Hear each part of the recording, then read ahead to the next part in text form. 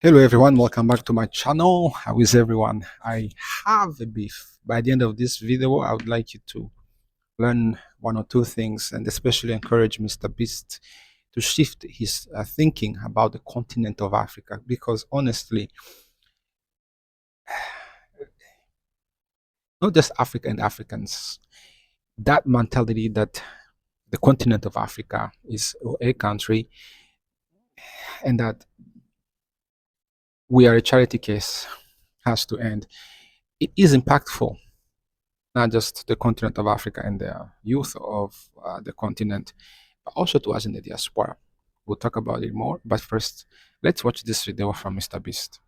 Sadly, countless children are abandoned and fall victim to being captured as slaves to the fishing industry. And after speaking with countless locals, I came to the heartbreaking realization that being rescued is only the beginning of their struggle. Even for those fortunate enough to escape, years of relentless abuse and exploitation have I believe that video was filmed in Ghana recently. He also did another video in South Africa, and I actually saw that video and I wrote to him and I said on LinkedIn, it's been maybe 6, 7 months ago. I don't quite remember. And I said, look, Africa is a continent. So each time he makes a video, he always say Africa when he's in a specific country. He went to Kenya, I believe, to build a well. He went to South Africa to help an orphanage. And he's in Ghana, and it's the same thing. I live in Canada. Our continent is North America, by the way. And North America is Canada, US, and Caribbean countries, if you didn't know. So if I go build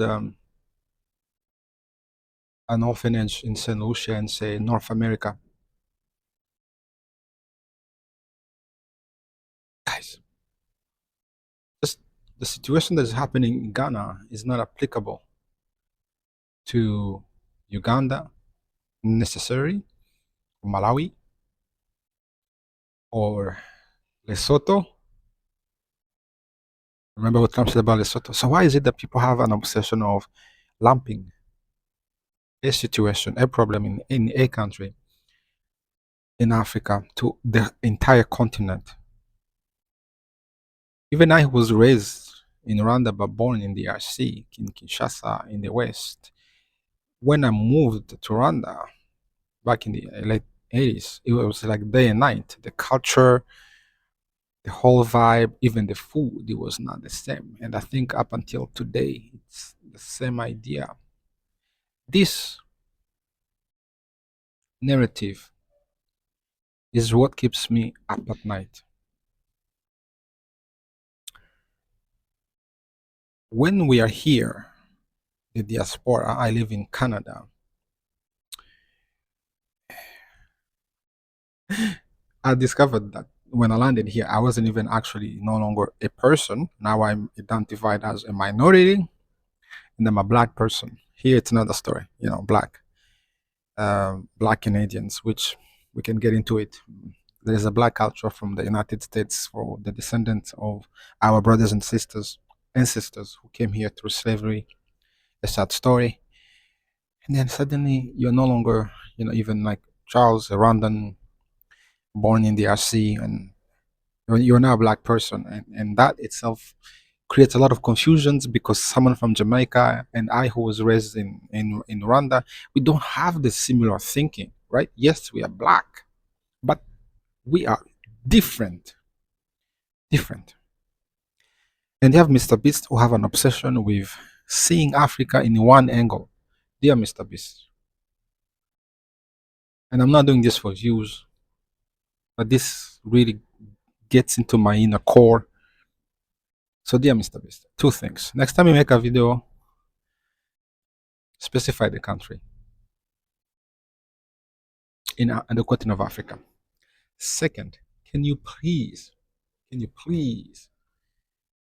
also consider investing if you have not done that? Because I have not seen any video of you, but investing in businesses, in the youth, in startups, even mine, and not just come to the continent to just this savior mentality.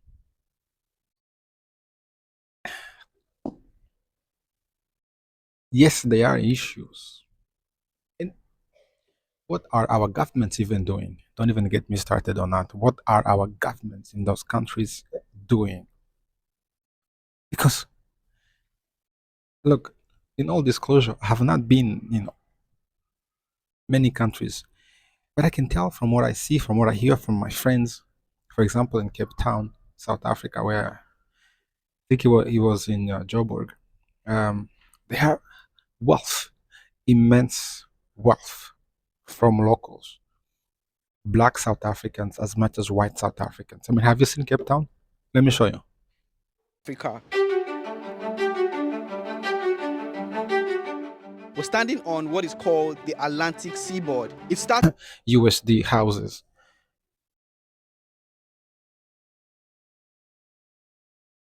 Let me know in the comment. We really have to change this narrative in every sense of the shape. Because here we are. I am a founder from the continent of Africa now in the diaspora, and you know how much of a challenge we have to raise money. In case you don't know, the statistics released in the US in this showed that black founders, that's the term they use here, raise less than 0.5% out of all the billion of dollars. And so invest in us and we're gonna go solve those problems. Most of the videos that Mr. Beast has on his charity channel, which by the way people watch, um, yeah, there's many that are focused on the continent of Africa, and he still uses Africa. One of my biggest win is when I actually made my post on LinkedIn, and I even did a nice slide, and he changed the name for a little bit. Then he went back to again Africa, I guess, at some point. But we should voice about this, and this is coming from a good place. I am someone who believes on the continent of Africa, and not just as an African, but it's common sense. We don't love everyone who is in Asia, the continent of Asia, in one same boat. We should not do the same thing. Yes, I understand some realities of the continent, like Pan Africanism. We talk about Africa unity, but we have to be specifics on certain issues, on certain topics. And this one, this savior mentality, is one that keeps me awake at night. It impacts me here. I'm not seen as a viable person to be invested in. I'm not seen as a trusted individual to be believed in. I'm not seen as a credible person to be given opportunities similar to other communities. And by the way, this is not just between our race, black, and others. This is also within our own.